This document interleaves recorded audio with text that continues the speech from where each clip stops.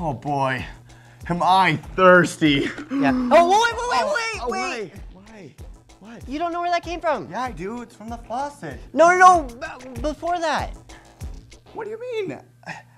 I think I know.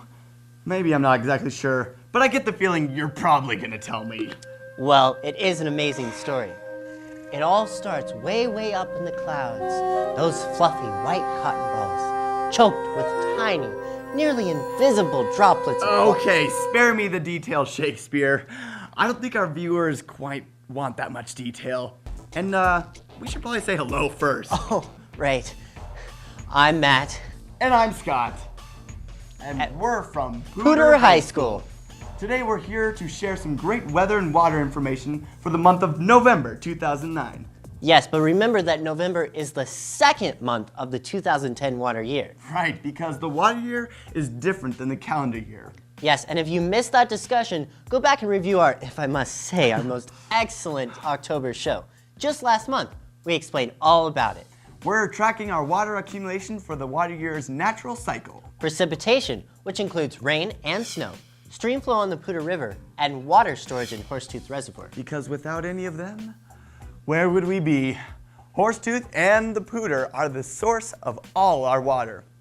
Okay, so out of all the sources of water, which one results in the water that comes from my faucet? Or for that matter, where does my Uncle Willie get his irrigation water out on the plains? Matt? Matt, have you been listening to me? Can I just ramble on by myself? Who are you anyways? Well, Scott, you see, in Colorado, the water began as countless snowflakes or raindrops that fell in one of two separate areas, falling within the Colorado River watershed on the western slope of the Continental Divide, or the Pooter River watershed on the east. Watershed? October water year 09. We'll look it up. Sweet goggles, Matt. Thanks. Anyways, how might the water have ended up in my faucet if it fell in, say, the upper part of the Colorado River, you know, on the other side of the Continental Divide? How could it have made it here? Yes, and that's the real story. 150 years ago, back in the late 1850s, when the settlers came out west to seek their fortunes in gold, not many people could settle here along the front range of the Rocky Mountains because there wasn't enough water to support their farming. Hey, Matt, did you know that my great-uncle Willie's great-granddaddy was a gold miner? Stop interrupting. Now, where was I? Oh, yes. In fact, our side of the mountains, you know, where Fort Collins, Loveland, and other towns around here, they were dry as a bone. They even called it the Great Desert. But on the west side of the mountains, in the Colorado River drainage, there was a lot of water, a surplus of water.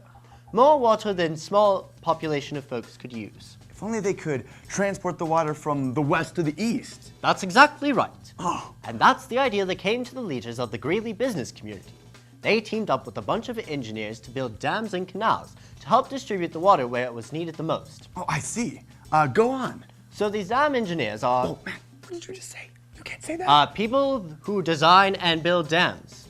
Oh. They are experts from the U.S. Bureau of Reclamation, and they designed a brilliant plan to collect and store the water from the headwaters of the Colorado River over here. Wait. Into reservoirs. Reservoirs? They look like lakes, but they're human-made, and they're created for the purpose of storing water, right? Great Scott! Thanks. So they created reservoirs on the west side of the divide to collect and store water. So, how did they get the water to where it was needed? You know, on the eastern side of the divide? You haven't explained that. I was just getting to that. Okay, I'll leave. They built a system of diversions, which are human-made structures that change the normal direction of water. In this case, to move the water through the mountains and under the Continental Divide. Whoa! Did you say through the mountains and under the Continental Divide? How is that possible? Yes, it's pretty amazing. Water is diverted, there's that word again, through an underground downward sloping tunnel, right here. From the western side of the mountains to the eastern side of the mountains, where most of the people lived. In fact, it's called a trans-mountain diversion. Oh, I see. That sounds as crazy as trying to build the Panama Canal. Yes, but it's amazing what people can do when they tackle problems and find ways to solve them. Okay, so I think I need some more information. Well, take a look at this map. Oh, right. This is all part of what we call the Colorado Big Thompson Project. Those are names of rivers, right? Right, and it was designed and built in the 1930s, 40s, and 50s to divert the Colorado River water to the Big Thompson River here on the east. You know the Big Thompson River, right? It flows through Estes Park down into Loveland. Yeah, sure. Well, a portion of the water from the Colorado River was diverted to the Big Thompson River through an underground pipeline tunneled under the Continental Divide. It brings together two geographically separate rivers, and it starts on the western side of the Continental Divide at a natural lake called Grand Lake. Oh, I know Grand Lake. My Uncle Willie has a cabin up there, and we had paddle boat races and... Oh, no, okay. Well, I was just wondering how the Grand Lake supplies enough water. Again with your uncle. Yeah. Seriously. Anyways, Grand Lake gets lots of help. See all these other reservoirs? The engineers from the Bureau of Reclamation had to decide and build several reservoirs near it to collect and store enough water and then pump it into the lake. All those reservoirs were built to keep Grand Lake full. Yes. Okay. But before that, the first thing they did was to build a reservoir down here to supply the people on the western slope with the water they needed.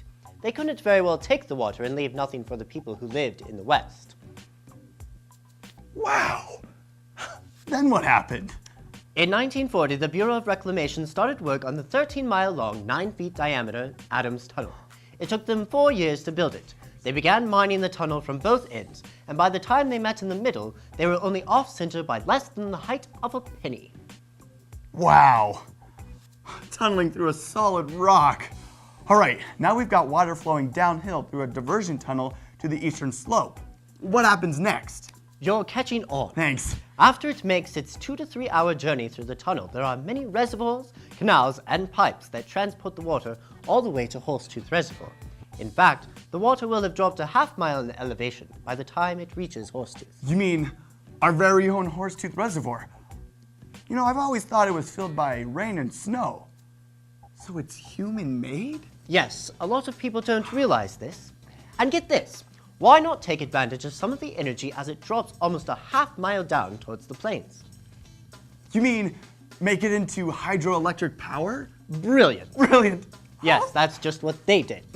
There are 5 hydroelectric power plants along the way, but that's really a whole other story. Okay. What happens next? Please tell me. So when the water ends up in Horsetooth, chances are that you may end up drinking water that came from Horsetooth because it supplies half of our city's water.